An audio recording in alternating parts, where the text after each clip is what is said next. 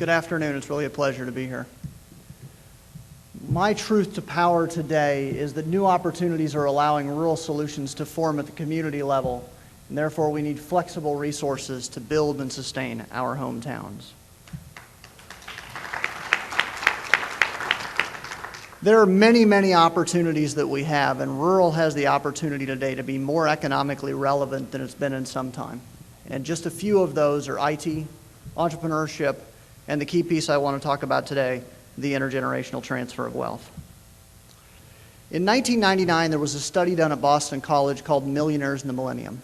And what those researchers found was that there was going to be a $41 trillion transfer of wealth in this country between now and in the next 50 years. In 2002, a colleague and I got a hold of that study and did a study for Nebraska. There are several things that are enormously important about this. One is this is the largest ever transfer of wealth. This has always been going on, but of course this nation has become wildly successful in many, many ways. Many wealthy folks out there. The second is, especially in rural, is that you have an aging rural population, and many of those heirs that grew up in those hometowns no longer live there. So what would happen if we gave just a small percent back?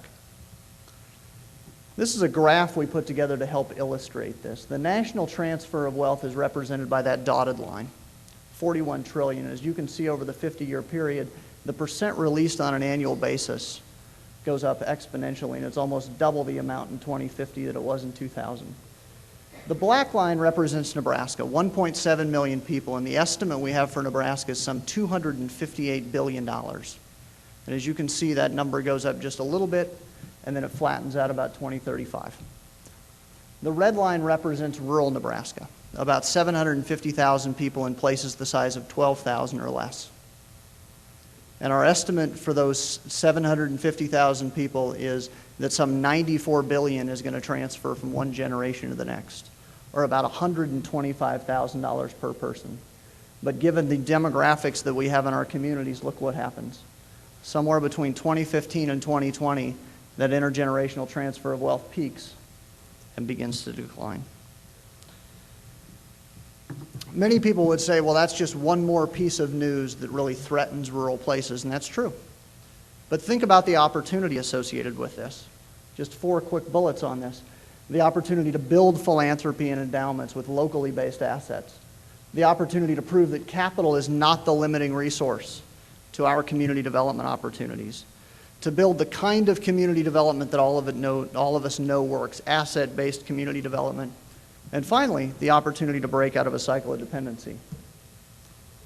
I want to tell you about one place that we've been working, and we work in about 200 communities around the state of Nebraska. This is a place I've had the opportunity to work in for almost 10 years now.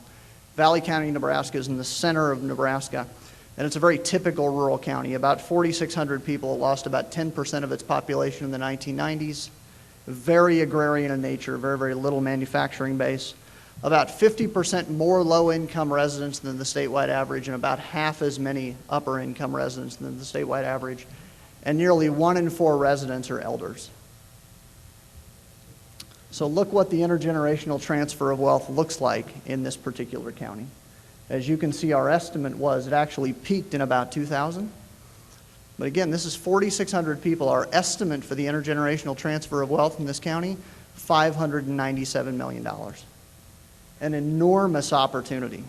What happens if just a small portion of that, say 5%, is given back? That's maybe $30 million. That's a substantial community asset. So one of the things we do is help counties to use this as a goal-setting activity. So in this case, we just took the 10-year county transfer of wealth, which would be about $120 million, and said, what's 5% of that? Well, 5% of that's $5.9 million. So all of a sudden you went from billions or tens of millions to a number that people could actually wrap their arms around. And because of the tremendous work, because of the community leaders in this particular place, they now have endowments of about $1.6 million.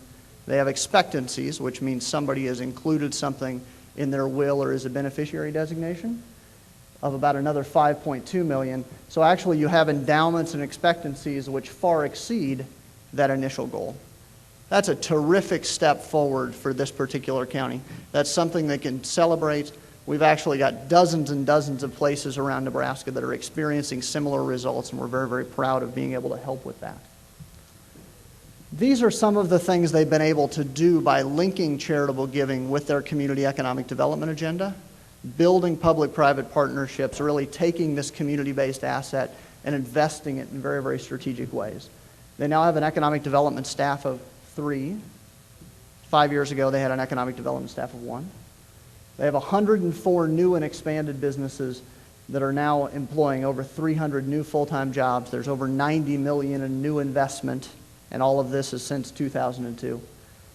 Over 100 people have graduated from a leadership class, and many, many more are becoming initial philanthropists with the idea that they too will include something in their estate as they have a tremendous quality of life in this place. 3 more pieces which we think was really where the rubber meets the road. Retail sales are above the statewide average. Per capita income has increased double the statewide average. And we now have 55 new households in Valley County, the first population gain in 50 years. Thank you.